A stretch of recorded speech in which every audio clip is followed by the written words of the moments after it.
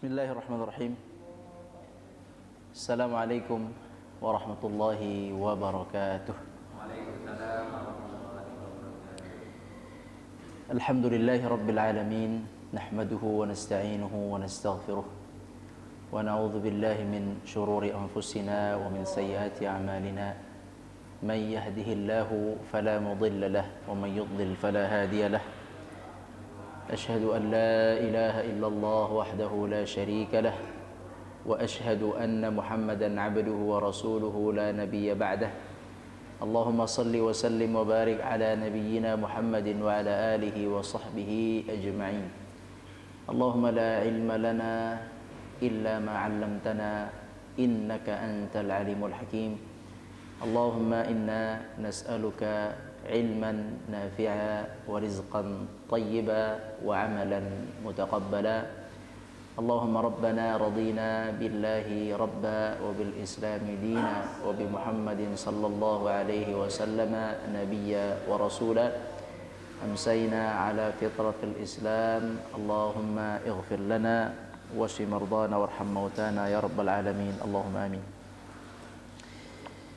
Kaum muslimin yang dirahmati Allah Subhanahu wa taala, alhamdulillah pada hari ini kita kembali bisa bersama mengkaji kitab Hadis Arba'in An-Nawawiyah, di mana insyaallah ini bagian dari kewajiban kita untuk menuntut ilmu agama. Semoga kita tercatat sebagai hamba-hamba Allah yang mengamalkan perintah Nabi SAW untuk menuntut ilmu, wabil khusus ilmu agama. Dan Nabi SAW menjanjikan barang siapa yang menuntut ilmu, yakni ilmu agama, maka akan dimudahkan baginya jalan menuju surga. Yang penting antum menuntut ilmunya ikhlas, ingin menambah ketaatan, ingin menambah kesolehan, mengenal apa-apa yang haram, insyaallah itu akan menjadi pintu pemudah bagi kita untuk menuju surga Allah Subhanahu wa taala. Karena kalau tidak menuntut ilmu, tidak mengerti hukum-hukum, maka dia akan melanggar. Kalau orang yang melanggar, maka tentu bisa naudzubillah min dzalik terjerumus ke dalam dosa, dan dosa bisa menghantarkan mereka ke dalam neraka kecuali Allah mengampuni. Oleh itu kita sebagai muslim, kita belajar mencari ilmu ini untuk memahami perintahnya apa saja, kemudian larangannya apa saja. Jika ada perintah, kita sebaik mungkin berusaha untuk mengamalkan, dan jika ada larangan, kita harus kuat untuk meninggalkannya. Itulah diantara faedah kita mempelajari atau menuntut ilmu agama. Pada hari ini alhamdulillah kita bisa duduk di majelis ini, banyak pahala insyaallah yang terkumpul bagi orang-orang yang duduk di majelis ilmu, di mana di situ kata-kata baik diucapkan, kemudian juga di situ Al-Qur'an dibacakan, hadis-hadis Nabi dibacakan, banyak fadilahnya. Di antaranya Allah akan memberikan rahmat, Allah Subhanahu wa taala akan memberikan ampunan kepada kita bagi orang-orang yang duduk di majelis-majelis di mana di sana dibacakan ayat suci Al-Qur'an atau hadis-hadis Nabi sallallahu alaihi wasallam. Maka mudah-mudahan antum semua diberkahi umurnya, diampuni dosa-dosanya, diangkat derajatnya di dunia dan di akhirat. Amin ya rabbal alamin. Salat dan salam kepada Nabi kita, Nabi besar Muhammad sallallahu alaihi wasallam, dan kepada para keluarga beliau, para sahabat dan seluruh umat manusia yang mengikuti jejak langkah beliau. Bismillahirrahmanirrahim. Hadis kita hari ini adalah hadis yang ke-8 dari kitab Al-Arba'in An-Nawawiyah. Hadis ini hadis yang cukup berat untuk kita fahami, tetapi kita bermohon kepada Allah agar Allah berikan kita pemahaman mengenai hadis yang ke-8 ini, yaitu dari Ibnu Umar radhiyallahu anhu ay anhuma anna Rasulullah sallallahu alaihi wasallam qala umirtu an uqatila an-nasa hatta yashhadu an la ilaha illallah wa anna Muhammadan Rasulullah wa yuqimus salata wa yu'tuz zakata fa idza fa'alu dhalika 'asamu minni dima'ahum wa amwalahum illa bihaqqil Islam wa hisabuhum 'ala Allah ta'ala. Rawahu Al-Bukhari wa Muslim. Nah, seperti biasa silahkan yang mau bersedekah kata-kata yang baik. Dapat pahala antum baca artinya. Tafadhal. Dari Umar radhiyallahu anhu bahwa Rasulullah sallallahu alaihi wasallam bersabda, "Aku diperintahkan untuk memerangi manusia hingga mereka bersaksi bahwa tidak ada ilah yang berhak diibadahi dengan benar selain Allah dan bahwa Nabi Muhammad sallallahu alaihi wasallam adalah utusan Allah dalam salat dan menunaikan zakat. Jika mereka telah melakukan itu, maka darah dan harta mereka terlindungi dariku kecuali dengan hak Islam. Sedangkan hisab atau perhitungan mereka diserahkan kepada Allah Ta'ala." Hadis riwayat Bukhari dan Muslim. Naam, jazakumullah khairan. Umirtu, aku diperintahkan untuk, di situ diperintahkan untuk memerangi atau membunuh di situ. Memerangi ya. Nah, sahih terjemahannya adalah memerangi. Peperangan itu berarti kita pahami dulu adalah terjadi antara dua kelompok ya, jumlahnya banyak. Jumlahnya banyak. Peperangan itu bukan satu lawan satu. Kalau itu namanya mubarazah. Mubarazah itu bahasa kitanya mungkin kita sebut duel ya. Jadi di sini perintahnya adalah perintah untuk memerangi. Apa makna peperangan? Yakni dua kelompok bertempur dalam satu medan perang dengan membawa kekuatan masing-masing. Jadi perintahnya di sini adalah umirtu. Yang pertama umirtu, Nabi sallallahu alaihi wasallam diperintahkan. Aku diperintahkan, begitu ya. Apa faedah dari kalimat aku diperintahkan? Faedahnya bahwa Nabi sallallahu alaihi wasallam itu pun diperintahkan oleh Allah. Jadi Nabi sallallahu alaihi wasallam juga memiliki tanggung jawab perintah dari Allah dan larangan sama. Jadi bukan hanya antum saja yang diperintahkan dan dilarang. Nabi sallallahu alaihi wasallam juga sama mukallaf seperti kita, yakni mendapatkan perintah dari Allah dan juga mendapatkan hal-hal yang harus dilarang oleh Nabi sallallahu alaihi wasallam dari Allah Subhanahu wa taala. Seperti kita ini menunjukkan bahwa Nabi Muhammad sallallahu alaihi wasallam itu adalah nabi. Beliau mengatakan umirtu, aku diperintahkan. Berarti nabi bukanlah seseorang yang membawa risalah ini dari dirinya, bukan mengarang-arang, bukan, tapi beliau adalah berdasarkan perintah dari Allah Subhanahu wa taala. Ada larangan, ada perintah kepada Nabi sallallahu alaihi wasallam. Di antara perintah kepada Nabi sallallahu alaihi wasallam adalah hadis yang di hadapan kita ini. Jadi kalimat aku diperintahkan menunjukkan bahwa Nabi tidak asal menyampaikan dari dirinya apa yang disampaikan baik Al-Quran atau hadis, tapi itu semua adalah berasal dari Allah Subhanahu wa taala yang memerintahkan beliau, gitu ya. Kemudian di situ kalimat uqatilan nas, yakni aku diperintahkan untuk apa? Memerangi manusia. Memerangi yakni memerangi. Seperti kita faham makna memerangi. Tapi ada syaratnya nanti ya. Ada syaratnya. Ini nanti kita ambil kaidahnya apa. Jadi teksnya Nabi SAW diperintahkan untuk memerangi manusia. Nah, manusia di dalam hadis ini maksudnya adalah orang-orang yang tidak beriman. Manusia itu ada tiga. Manusia itu secara umum ada tiga dari sisi akidah. Ada berapa? Ada tiga dari sisi akidah, keyakinan. Yang pertama ada namanya muslim. Antum semua muslim. Yang kedua ada namanya kafir. Muslim lawannya kafir. Musyrik, tahu musyrik ya? Orang-orang musyrik itu digolongkan kafir. Orang musyrik digolongkan kafir. Musyrik itu apa sih? Menyembah Allah dan selain Allah. Itu namanya musyrik. Seperti orang-orang jahiliyah dulu, mereka menyembah Allah, mereka mengenal nama Allah, mereka berdoa kepada Allah, juga di waktu yang sama mereka berdoa kepada berhala mereka. Berdoa kepada Hubal, Lata, Uzza, Manat, nama-nama berhala mereka. Jadi dua. Pada satu keadaan menyembah Allah, pada keadaan lain menyembah berhala. Ini namanya musyrik. Ini musyrik. Tapi orang musyrik nih, seperti Afwan yang menyembah Nabi Isa dikatakan nabi, dikatakan apa? Tuhan, disembah. kalau ditanya mereka menyembah siapa, mereka akan mengatakan menyembah Allah. Tiga ya, menyembah Allah tapi juga menyembah Nabi Isa. Musyrik, tidak bisa diterima dalam, Allah tidak akan menerima akidah yang seperti ini. Ya, batil yani, batal akidahnya. Nah, orang musyrik kenapa bisa menjadi kafir? Kenapa bisa menjadi kafir orang musyrik? Karena ketika dia disampaikan Islam, kita katakan bahwa berhala itu adalah tidak boleh disembah, tidak boleh dimintai, kita hanya meminta dan menyembah kepada Allah. Disampaikan oleh Nabi SAW, kan begitu? Kata Nabi SAW, "Qul huwallahu ahad." Cukup katakan Allah saja yang disembah satu.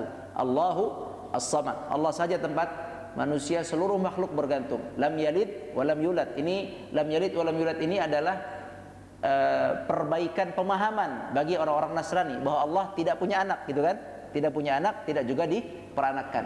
Kalau qul huwallahu ahad ini untuk semua, untuk orang musyrik yang mereka menjadikan Tuhan itu banyak, ya kan?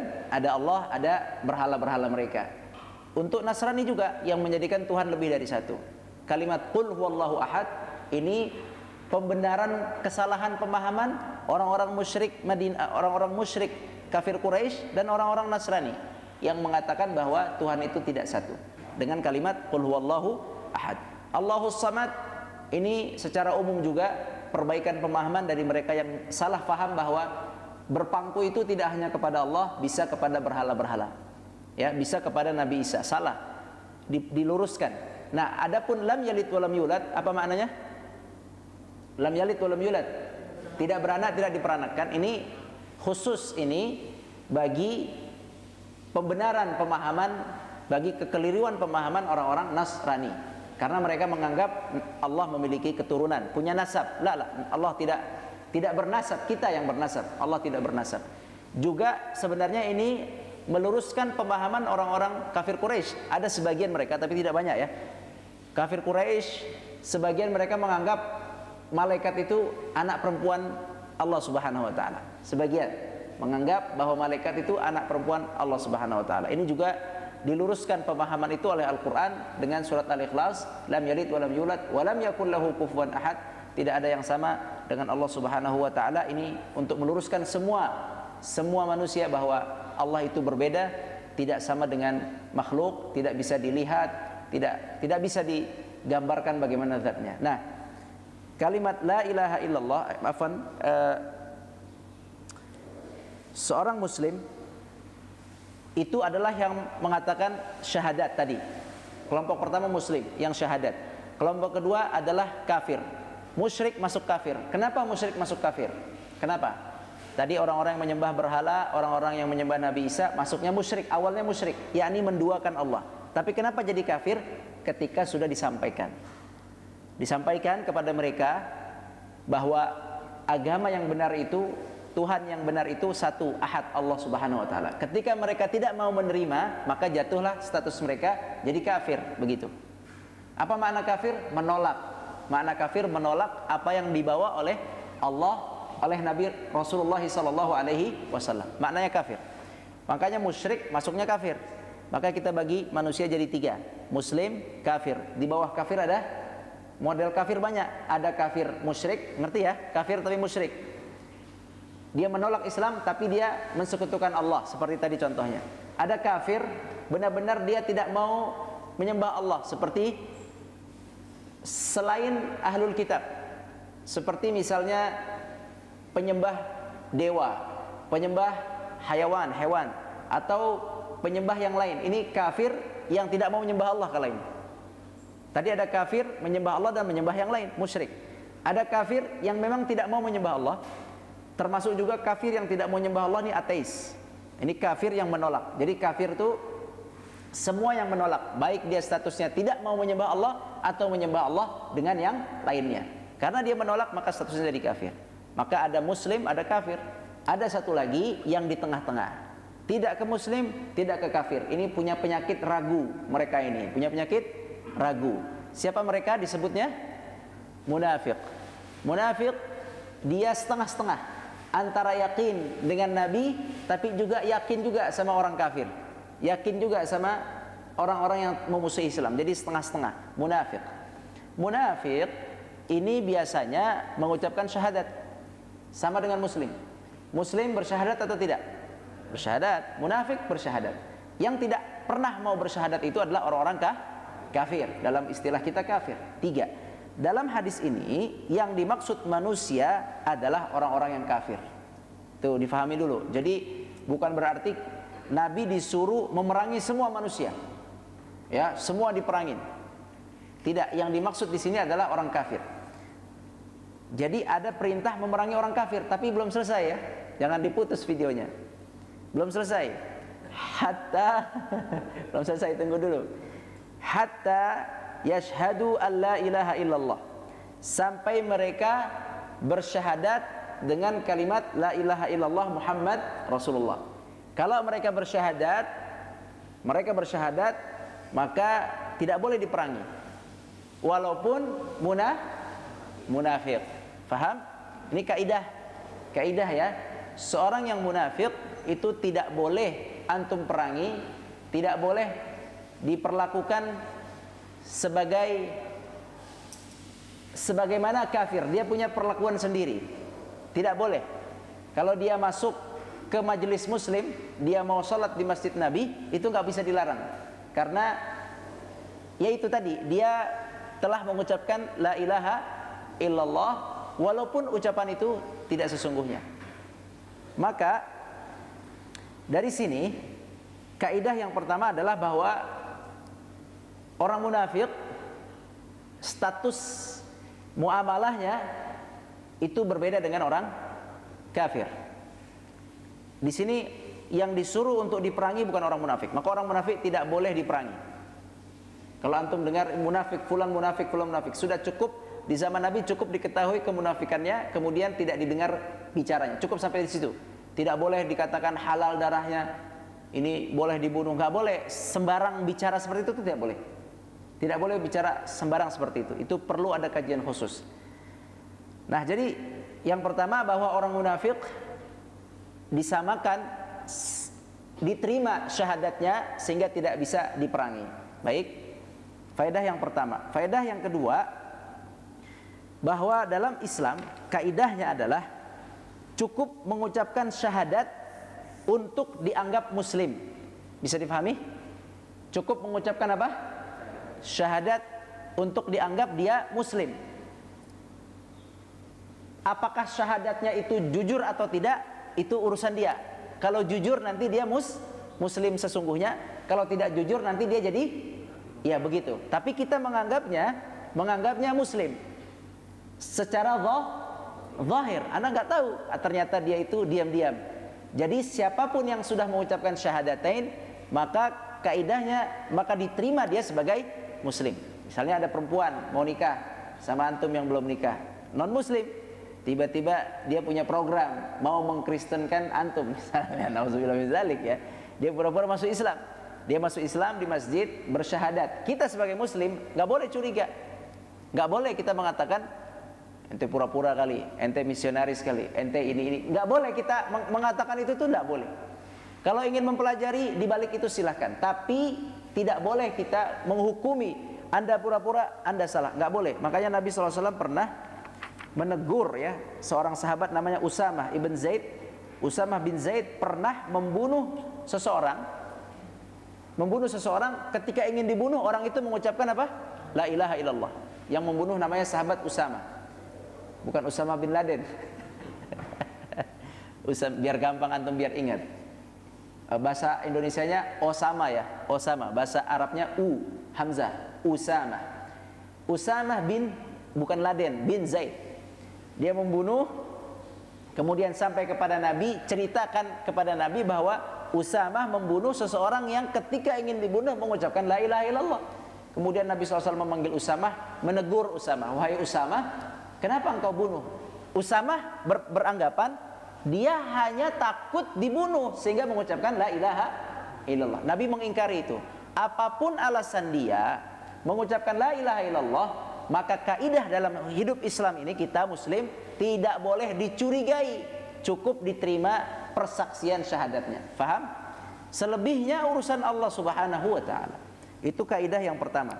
Maka di sini kata Nabi sallallahu alaihi wasallam, saya diperintahkan untuk memerangi orang-orang kafir yakni musyrik, orang kafir sampai mengucapkan syahadat la ilaha illallah Muhammad Rasulullah. Ketika terucap itu selesai. Ini kaidah ini sebenarnya banyak di hadis lain. Banyak di hadis lain. Kita sebelum berbicara mendirikan salat, di sini kan hadisnya yang lengkap ya. Dan mendirikan salat, menunaikan zakat, ya kan? Ada salat, ada zakat di hadis ini. Tapi sebenarnya di banyak hadis itu dijelaskan bahwa Nabi SAW sabdanya hanya sampai hatta yashhad, sampai syahadat la ilaha illallah Muhammad Rasulullah. Ngerti enggak? Bahwa syarat seseorang itu diperangi, gugur dia diperangi, yakni tidak boleh dia diperangi, sebenarnya cukup dengan syahadat. Tidak mesti dia harus salat atau zakat, ngerti enggak? Hadis itu lebih banyak di sini, lihat di sini. Hadis Nabi SAW mengatakan, aku diperintahkan untuk memerangi manusia, yakni orang kafir, sampai mengucapkan la ilaha illallah. Barang siapa yang mengucapkan la ilaha illallah, maka dia terjaga hartanya dan jiwanya atau nyawanya. Artinya cukup la ilaha illallah.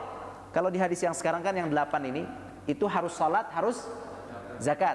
Tapi sebenarnya sekali lagi yang mengucapkan la ilaha illallah saja itu hadisnya banyak.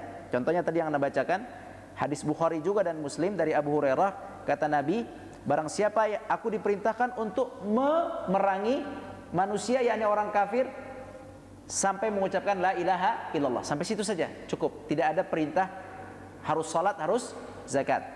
Kemudian ada hadis lain diriwayatkan oleh Muslim dari Abi Malik Al-Ashja'i bahwa sami'tu Rasulullah sallallahu alaihi wasallam yaqul man qala la ilaha illallah wa kafara bima yu'bad min dunillah harramallahu damahu wa malahu wa hisabahu 'ala Allah azza wa jalla. Barang siapa yang mengucapkan la ilaha illallah, kemudian dia mengkufurkan atau ingkar terhadap apa? Ingkar terhadap selain Allah, ingkar terhadap akidah Trinitas, ingkar terhadap akidah jahiliyah, menyembah berhala, ingkar, dia syahadat, ingkari semua Tuhan, dia syahadat, maka harramallahu damahu wa malahu, maka darahnya dan hartanya terjaga, tidak boleh diperangi, maksudnya gitu, tidak boleh diperangi. Artinya apa? Artinya kaidah yang pertama sekali lagi, untuk dianggap sebagai muslim dan tidak boleh dibunuh, tidak boleh diperangi apabila seseorang sudah mengatakan kalimat la ilaha illallah, walaupun di dalam perang. Contohnya di dalam perang nih, ketika perang terjadi sesungguhnya antara muslim sama kafir, kemudian ada seorang muslim sudah depan mata ini pedang, kita tinggal tusuk, dia mengatakan la ilaha illallah, maka kita tidak boleh menusuknya. Itu kaidah dalam agama.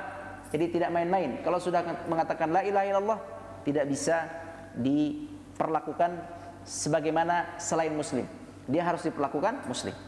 Nah sekarang bagaimana tentang meninggalkan sholat dan zakat? Karena di hadis yang di hadapan kita ada tentang mendirikan sholat dan zakat. Bagaimana orang yang meninggalkan sholat dan zakat? Ulama sepakat ya, bahwa orang yang meninggalkan sholat, itu ada dua macam, minimal ada dua macam, sholat dan zakat ya.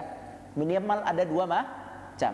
Macam yang pertama, meninggalkan sholat karena malas. Faham? Karena malas. Tetapi dia tahu sholat itu wajib. Dia tahu. Banyak ini contohnya. Ya, sholat yuk. Sholat yuk. Najis celana. Sholat yuk. Ntar di rumah. Sholat yuk. Nanti digabung aja maghrib sama isya. Ini namanya malas. Artinya dia tidak mengingkari sholat itu wajib. Orang yang malas sholat, hukumnya tetap muslim. Itu alasan pertama orang tidak sholat. Alasan kedua orang tidak sholat adalah mengingkari wajibnya sholat. Nah, ini jarang terjadi. Jarang terjadi orang yang tidak sholat, apalagi di negara Islam seperti ini. Dia tidak sholat, dia katakan sholat itu tidak wajib. Nah, ini namanya mengingkari salat. Mengingkari salat. Apa hukumnya? kalau yang tadi yang malas hukumnya dia tetap muslim. Sekarang kalau dia mengingkari salat, apa hukumnya? Ulama menghukumi mereka yang mengingkari wajibnya salat dihukumi sebagai kufur dengan syarat. Dengan syarat. Dihukumi apa? Kufur dengan syarat. Bisyar. Dengan syarat. Apa syaratnya? Dipanggil oleh pemerintah, tidak boleh pribadi. Dipanggil oleh pemerintah, yakni yang berwenang. Pemerintah itu dalam Islam sah ya. Kita itu hidup kalau tanpa pemerintah lebih buruk ya daripada ada pemerintah. Jadi pemerintah itu gimana pun dia akan pasti lebih baik daripada hidup tanpa pemerintah. Hidup tanpa pimpinan itu lebih hancur kita, seperti binatang. Kita akan ada kabilah serengseng, kabilah kuningan, kabilah macam-macam Syekh. Dikit-dikit berantem kita, tanah sana keambil, bertengkar kita. Nggak ada hakim. Pemerintah itu hakim. Masalah ini itu banyak maslahatnya daripada mudaratnya, daripada tidak ada pemerintahan. Coba aja antum lihat negara yang tidak ada pemerintahan seperti Libya, dikit-dikit bom, dikit-dikit bom, karena pertengkaran terjadi. Nah, maka pemerintah itu di dalam Islam sah. Apalagi sudah ya sah seperti sekarang ini sah, pemerintah itu sah. Nah, jadi untuk ada orang yang meninggalkan salat bukan malas, apa tadi yang kedua? Mengingkari, statusnya kufur. Kufur tapi kufurnya pending. Tahu pending? Pending, belum sampai dipanggil oleh pemerintah yang berwenang. Dipanggil untuk apa? Dijelaskan. Dijelaskan. Ini dilakukan oleh siapa? Abu Bakar As-Siddiq radhiyallahu anhu. Abu Bakar pemimpin, khalifah saat itu. Dijelaskan oleh Abu Bakar As-Siddiq radhiyallahu anhu ketika ada satu suku setelah Nabi wafat. Nabi wafat nih. Setelah Nabi wafat, suku tersebut tidak mau membayar zakat. Tidak mau bayar zakat.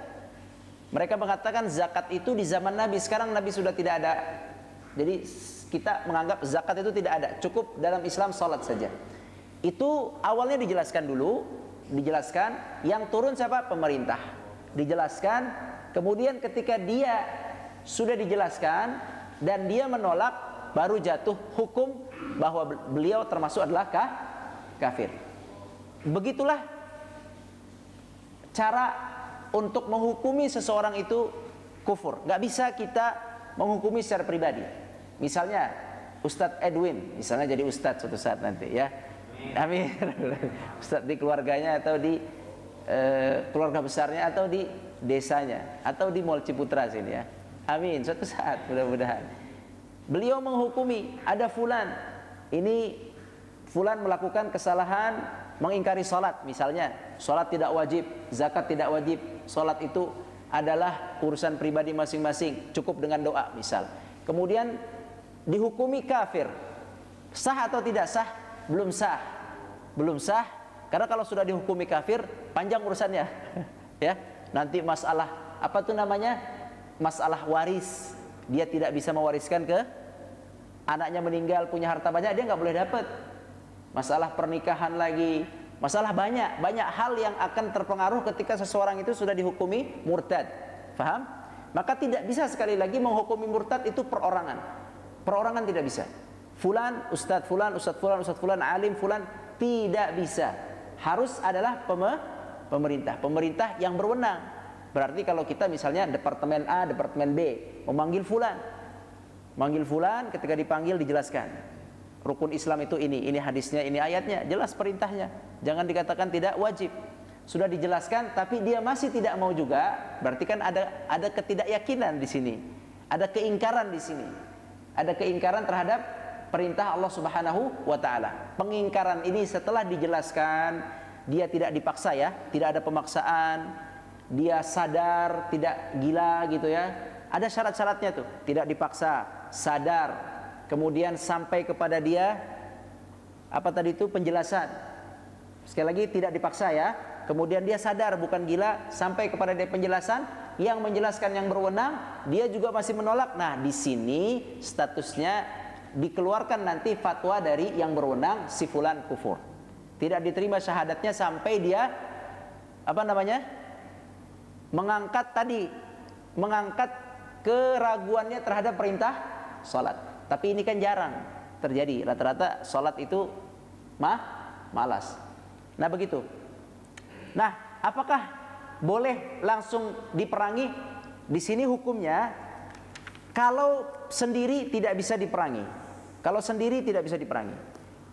Hukum yang di sini, hukum memerangi itu bukan orang satu-satu, tidak. Tidak boleh kita sebagai muslim kita datang kepada orang non muslim, syahadat ente. Oke? Terus dia syahadat asyhadu an la ilaha illallah. Oke. Enggak jadi anak perangi ente. Selamat ente. Datang lagi ke rumah yang satu. Tek tek tek. Assalamualaikum. Enggak, assalamualaikum. Selamat pagi. Syahadat ente. Ya kan? Dia bilang, "Enggak, saya enggak mau." Ya kan? Langsung tek diperangi, ditembak. Enggak boleh, itu khata itu. Itu salah paham, Syekh. Salah paham. Enggak begitu caranya. Enggak begitu. Kalau dia tidak mau, kita dakwahi dia tidak mau, maka tidak ada beban bagi kita untuk memaksanya. Tidak ada beban bagi kita untuk memaksanya. Contohnya apa? Ya, Nabi SAW, ini hadis Nabi jelas ya. Nabi diperintahkan untuk memerangi orang sampai bersyahadat. Tapi Nabi tidak pernah memerangi siapa namanya? Pamannya Abu Thalib. Dan Nabi selama di Mekah tidak pernah memerangi siapa-siapa. Di Mekah itu Nabi tidak pernah memerangi siapa-siapa. Artinya apa? Artinya makna hadis ini, perintah memerangi itu ada prosesnya. Bisa dipahami? Ada proses dalam Islam untuk memerangi. Bukan sekedar perorangan didatangi, syahadat, nggak mau syahadat, tembak. Salah, ini nggak benar, pokoknya nggak benar seperti itu. Datang ke tempat hiburan, bahkan antum datang ke tempat hiburan. Tempat hiburan, ini orang kafir semua, anda ledakin. Itu nggak benar begitu dalam Islam. Kaidah hadis ini nggak masuk itu. Ya, nggak boleh seperti itu. Harus ada penjelasan dulu. Terus mereka itu siapa? Kan siapa? Nggak bisa. Jadi ada dua keadaan dalam keadaan seorang muslim, ada dua. Atau kita katakan negara Islam lah, atau kita katakan komunitas muslim itu ada dua keadaannya. Satu, keadaan aman as-silmi, dalam bahasa Arabnya as-silmi, keadaan tidak perang sesama selain agama. Itu keadaan pertama. Keadaan tidak perang, contoh keadaan tidak perang adalah Nabi dengan Yahudi. Ketika Nabi datang dari mana? Dari Makkah ke Madinah. Sampai di Madinah, itu kan orang Yahudi banyak di situ. Nah, keadaan muslim, komunitas muslim, yakni negara Islam, Nabi SAW dengan Yahudi saat itu keadaan silmi, keadaan perang. Ketika dalam keadaan perang, silmi apa? Damai. Keadaan tentram, aman, damai. Bukan permusuhan. Seorang muslim atau komunitas muslim atau negara muslim ketika berada dengan komunitas selain muslim dan keadaannya keadaan damai, maka tidak boleh melakukan peperangan. Tidak boleh memulai peperangan. Silakan berdakwah gitu ya, tetapi tidak boleh melakukan peperangan. Itu keadaan pertama.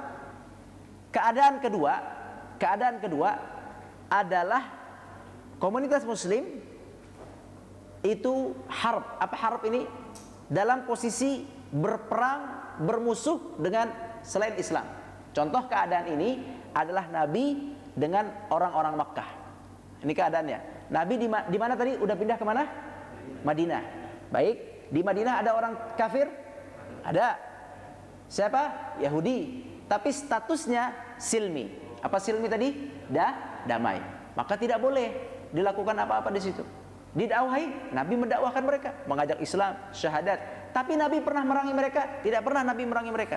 Yani hadis ini tidak diterapkan kepada yang silmi. Tidak diterapkan kepada yang damai, tidak diterapkan. Ya, kalau mereka menolak, maka itu silahkan penolakan dari mereka. Tidak ada pemaksaan di sini. Silahkan mereka menolak. Itu silmi. Tapi kenapa orang Yahudi pernah diusir oleh Nabi dari Madinah? Itu bab beda ya. Itu bab lain. Itu bab karena mereka mengkhianati perjanjian dengan Nabi. Itu babnya beda lagi kalau itu. Tapi ketika mereka tidak mengkhianati, maka tidak akan pernah ada perlawanan dari Islam. Islam tidak boleh melakukan perlawanan apapun.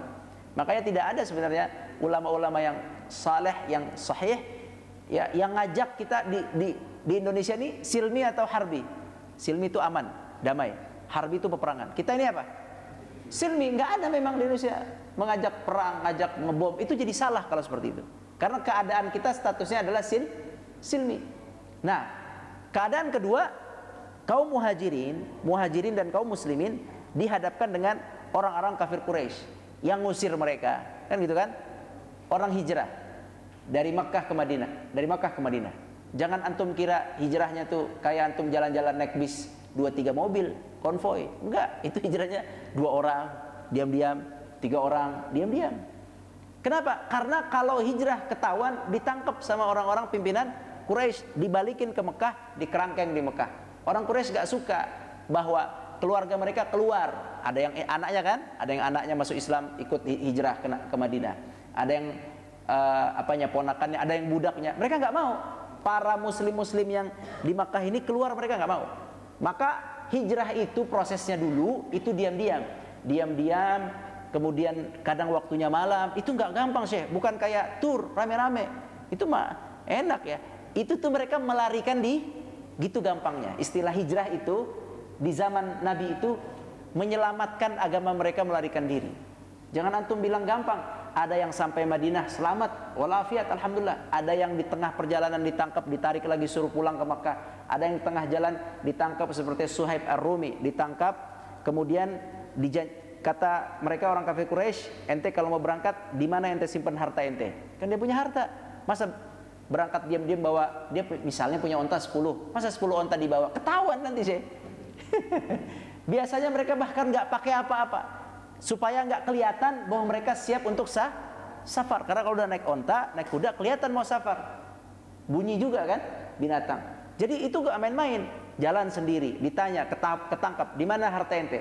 Kalau ente nggak sampaikan, anak akan tahan ente, balik ke Mekah. Nggak bisa hijrah. Akhirnya Suhaib Ar-Rumi, beliau tunjukkan di sini. Habis hartanya Syekh, orang muslim yang hijrah itu. Abu Bakar tuh orang kaya, punya banyak harta di Makkah, pedagang beliau. Tapi hijrah cuma dengan apa? 2 onta beliau. Satu beliau pakai, satu dibeli Nabi. Jadi 2 onta, satu udah dibeli Nabi. Jadi bawa 1 onta sama bekal makanan, itu aja. Apalagi yang mau dibawa? Rumah ditinggal, ya kan? Kalau punya harta-harta emas, mungkin orang zaman dulu emasnya di mana Syekh? Di dalam tanah. Kalau sekarang di deposito. Dikasih orang emasnya, kasih ke bank. Ya, kalau dulu di dalam tanah sih, dalam ubin. Kalau di surat Al-Kahfi di balik dinding ya, dinding cerita surat Al-Kahfi. Emas zaman dulu gitu. Tapi kan nggak mungkin, nggak sempat saya bawa emas begitu, ditinggal. Nah, ini kenapa? Karena memang sedang permusuhan, al-harb tadi, harb, permusuhan antara orang-orang kafir yang tidak beriman dengan orang-orang muslim. Dan permusuhan itu berapa lama? Tahu nggak berapa lama? Dari Nabi diutus 13 tahun kan di Mekah itu. Dikurang-kurangin lah, jadi 12 tahun lah, kurang-kurang lah 11 tahun lah. Misalnya permusuhannya muncul kerasnya di tahun ketiga misalnya gitu. Misalnya kan tahun pertama belum permusuhan banget kan gitu. Kurang-kurangnya lagi 10 tahun lah. Permusuhannya udah 10 tahun. Tapi tidak diizinkan untuk memerangi, nggak boleh. Ya, biar antum paham bahwa hadis ini nih nggak sembarangan memahaminya.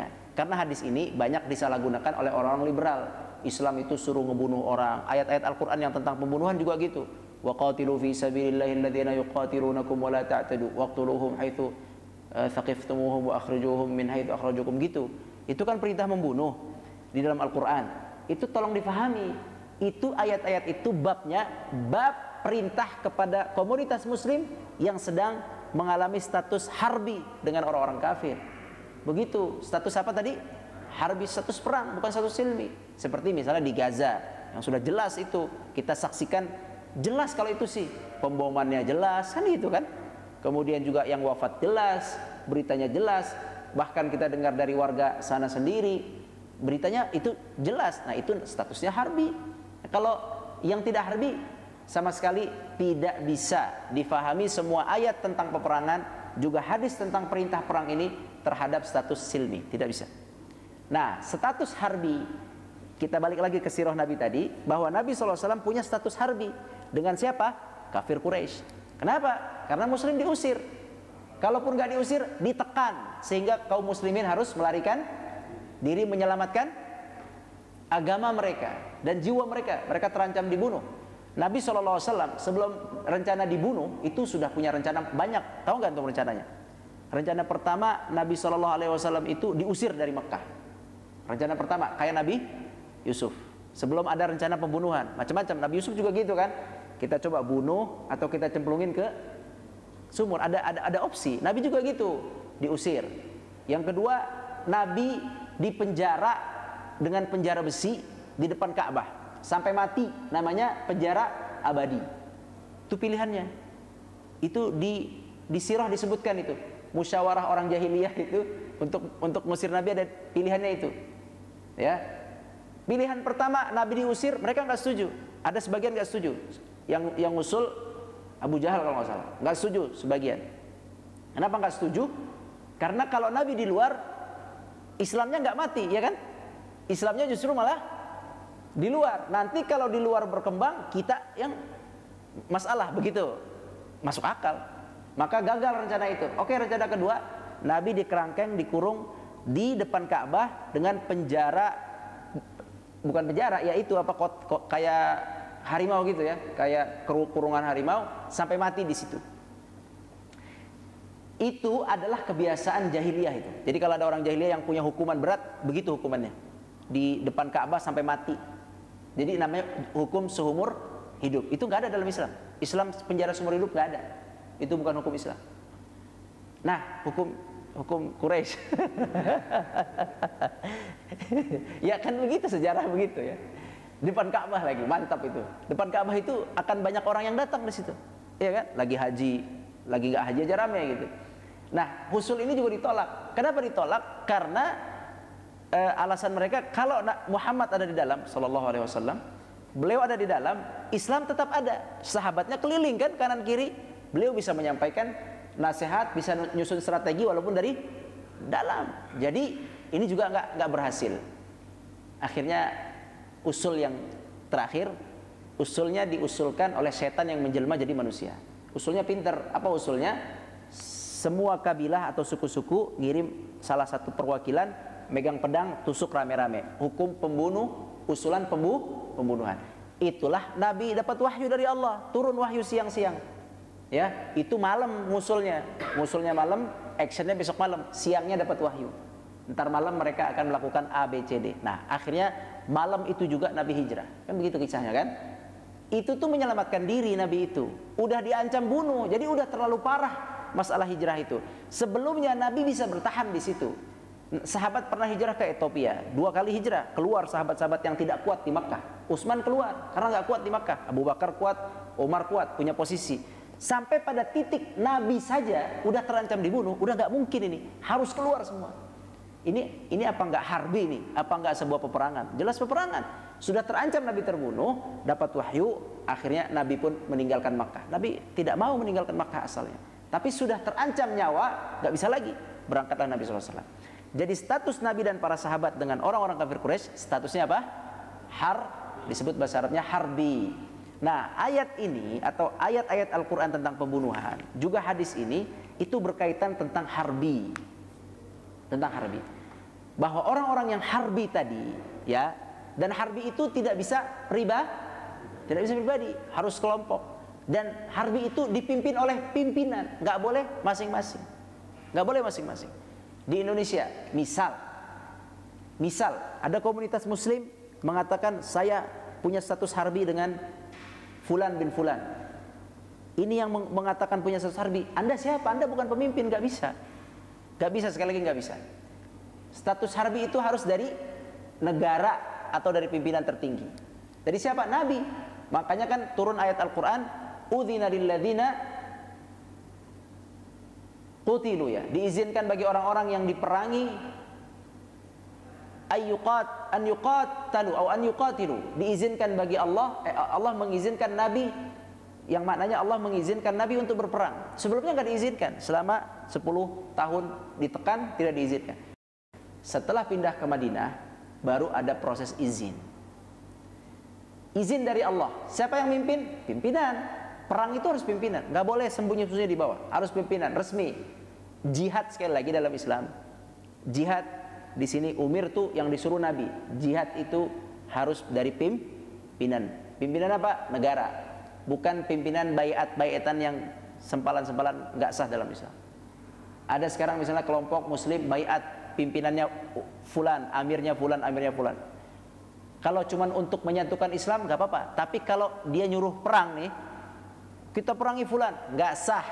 Apalagi berada di sebuah tatanan negara yang sah saat ini. Nggak, tolong pahami. Jadi antum nggak gampang ikut-ikutan. Ada kelompok A, ada amirnya, kita baiat. Tidak sah baiat di bawah pemerintahan yang sah. Walaupun pemerintahan yang sah, istilahnya bukan 100% pemerintahan Islami, tetap tidak sah. Karena ini tetap statusnya adalah pemerintah. Emang begitu hukumnya.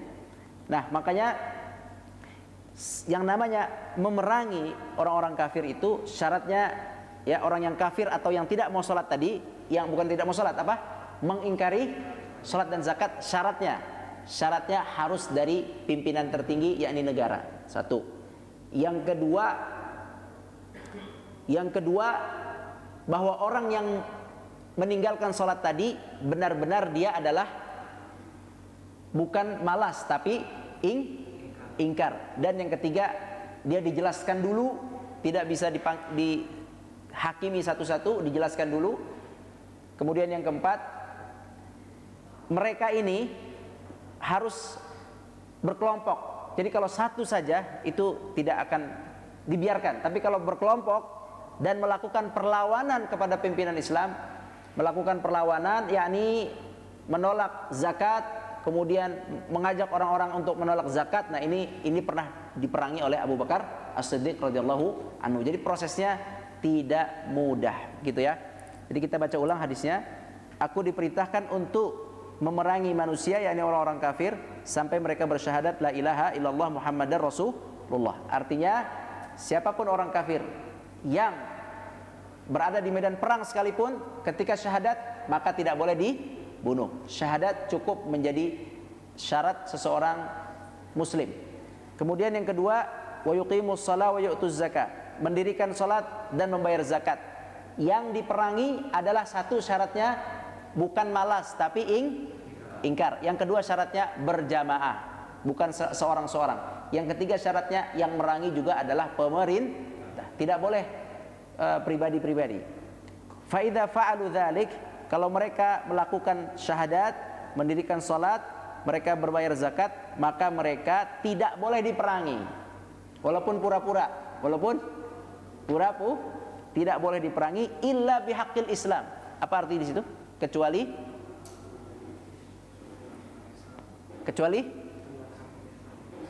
apa? Dengan hak Islam. Tahu nggak dengan hak Islam? Kan tadi nih orang udah syahadat, kafir, syahadat, maka dia muslim. Boleh nggak dibunuh? Dalam peperangan pun nggak boleh karena sudah syahadat. Itu kaidahnya. Nah, sekarang pertanyaannya, dia udah muslim, masuk ke shaf Islam, dia melakukan membunuh muslim.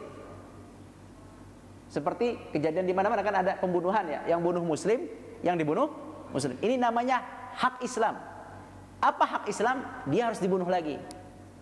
Namanya qisas. Itu hak Islam atau hukum Islamnya begitu kan? Ada muslim membunuh muslim.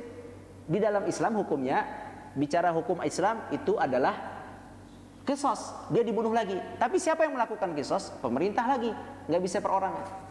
Ya, walakum fil qisasi hayat. Atau kata Nabi SAW, kata Al-Quran, ya ayyuhalladzina amanu kutiba alaikumul qisas. Wahai orang-orang yang beriman, wajib kalian qisas. Wajib diterapkan qisas bagi siapa? Bagi pemerintah yang memimpin. Artinya mereka, kalau mereka tidak mengamalkan ini, itu kita tidak boleh mengamalkannya satu persatu. Nggak sah, nggak boleh. Ini harus adalah pimpinan yang tertinggi. Kalau negara tidak menggunakan itu, ya sudah, itu urusannya antara negara dengan Allah Azza wa Jalla. Bisa jadi pimpinan yang tidak menerapkan tidak faham, kan bisa jadi tidak faham. Jadi memang dalam Islam ini kita nggak bisa langsung menghukumi orang begini. Belum, nggak bisa. Harus ada proses apa tadi? Disampaikan, difahamkan. Ya begitu ya. Jadi itu contohnya hakul Islam itu begitu. Orang yang udah muslim harusnya nggak boleh dibunuh, tapi karena dia membunuh maka dia boleh dibunuh. Itu contohnya. Contoh lagi apa ya? Yang dia disebabkan boleh dibunuh, contohnya adalah dia berzina tapi udah nikah. Ya, udah nikah berzina. Itu hukumnya dirajam. Rajam itu dibunuh. Ya, dibunuh. Jadi dia dibunuh bukan karena tidak mengucapkan la ilaha illallah, tapi karena hak Islam. Apa hak Islam? Ya, karena hukumnya begitu dalam Islam. Kalau ada orang membunuh, hukumnya dia dibunuh, disebabkan itu. Atau kalau dia tadi itu sudah nikah tapi berzina, dalam hak Islam dia dibunuh. Tapi ada syaratnya ya, nggak sembarangan. Ada syarat-syarat yang harus dipenuhi sehingga hukum qisas itu harus diterapkan. Wallahu a'lam, mudah-mudahan difahami hadis ini. Silakan jika ada yang bertanya. Wallahu a'lam. Tafadhal. Naam. Naam. Kembali ke kisahnya sahabat Usama, Usama, naam. Usama bin Zaid yang membunuh seseorang yang sudah bersalah. Kalau nggak salah, mohon koreksi kalau salah. Nabi itu mengatakan, apakah engkau pernah membelah dadanya? Iya, Betul, ya, betul itu. Artinya, Nabi menegurnya dan mengatakan, apakah kamu telah belah dadanya gitu. Nah, artinya kita secara pelajaran kita menghukumi yang zahir gitu. memang. Apakah itu kaidah ini berlaku untuk banyak hal gitu? Apakah misalkan kita sehari-hari mungkin berselisih pendapat dengan seseorang teman, terus kita wajib menghukumi lawan kita ini hanya yang zahir saja? Apa contohnya? Apa kejadian ini untuk yang masalah syahadat aja, Ustaz? Kalau syahadat kita sepakati tadi ya.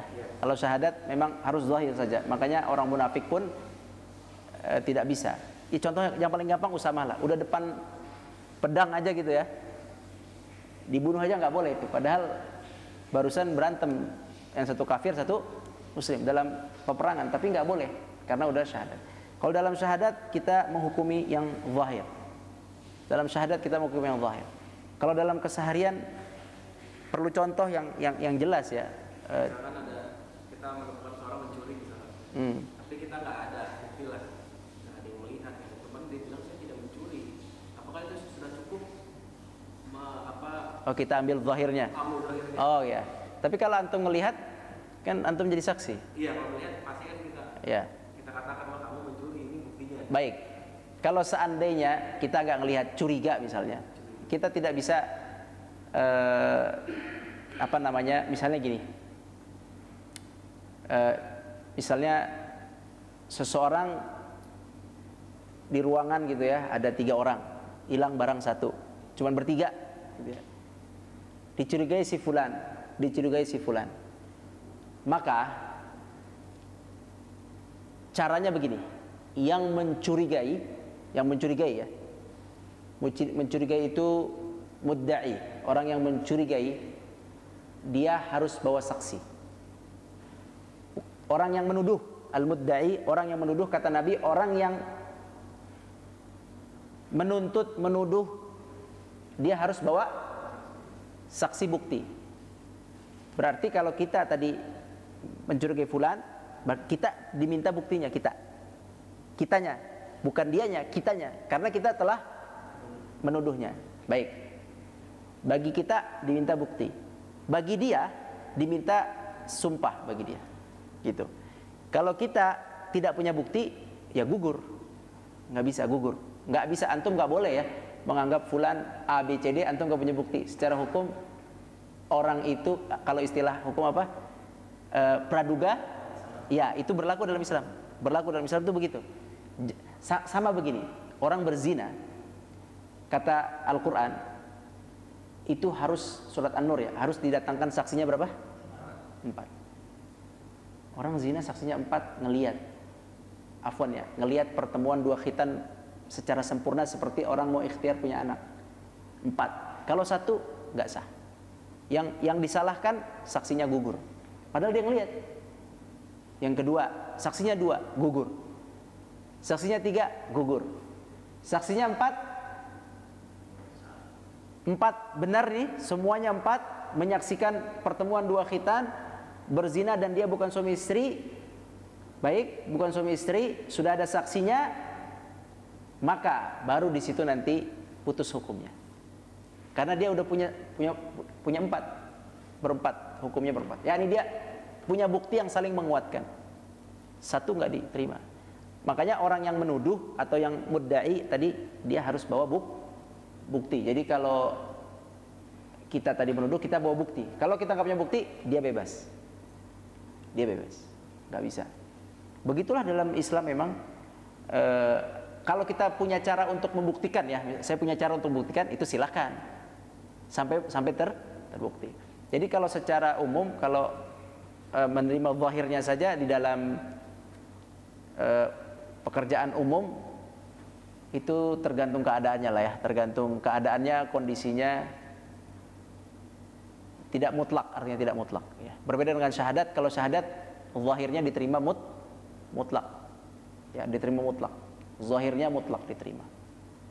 Itu khusus syahadat lah. Kalau yang lainnya bisa dipelajari lagi, apakah kita terima atau kita curigai lagi, kita kita lakukan cara-cara biar dia terbukti. Nggak ada larangan sih sebenarnya di situ. Nah, tapi kalau sudah dicari-cari nggak benar-benar nggak terbukti, ya kita yang kalah gitu. Kita yang nuduh nggak ada bukti, nggak bisa. Wallahu a'lam. Sudah ya. Ana simpulkan bahwa kita sebagai muslim, ana ingin sampaikan begini. Antum kan sekarang rame di Indonesia ya. Ada yang menghina ini, ada yang menjelekkan agama ini, ada yang menghina rukun Islam, rukun iman. Bagaimana dari hadis ini, apa yang kita lakukan? Kita perangi? Hah? Ini kan hadisnya merangi. Perangi enggak? Enggak. Karena kita dalam keadaan silmi. Jangan salah paham nih. Nih jangan main asal share aja nih. Enggak, ini bahaya. Dipotong nanti ana bahaya ini. Kalau ada apa-apa Edwin aja. Jadi kalau ada orang tadi menghina Nabi, menghina agama kita, menghina apapun ya, ulama, menghina Rasul, pertama perangi atau tidak? Tidak, karena ini dalam kondisi aman. Terus kita respon atau tidak? Sebaiknya sih dicuekin aja lah, sebaiknya sih dibiarin aja ya. Terus siapa dihukumi kafir atau tidak? Bukan urusan kita juga, bukan urusan antum, bukan urusan anak. Ini urusan yang berwenang. Paling banter tuh MUI yang ngeluarin fatwanya. Kalau pribadi Ustadz Fulan itu nggak bisa secara hukum Islam, gitu ya. Jadi gimana sikapinya? Khalas, doain aja supaya dapat jangan di blow up. Kan ada tuh barusan di Facebook yang apa tuh? Mana Tuhan, mana Allah gitu kan? Anda dengar? Itu Anda delete langsung. Ini orang lagi menggonggong atau itu enggak? Ya, itu enggak usah gitu. Jadi itulah. Apakah kejadian seperti ini di zaman jahiliyah ada? Banyak. Orang mengkafirkan dan kafir merasa tidak suka.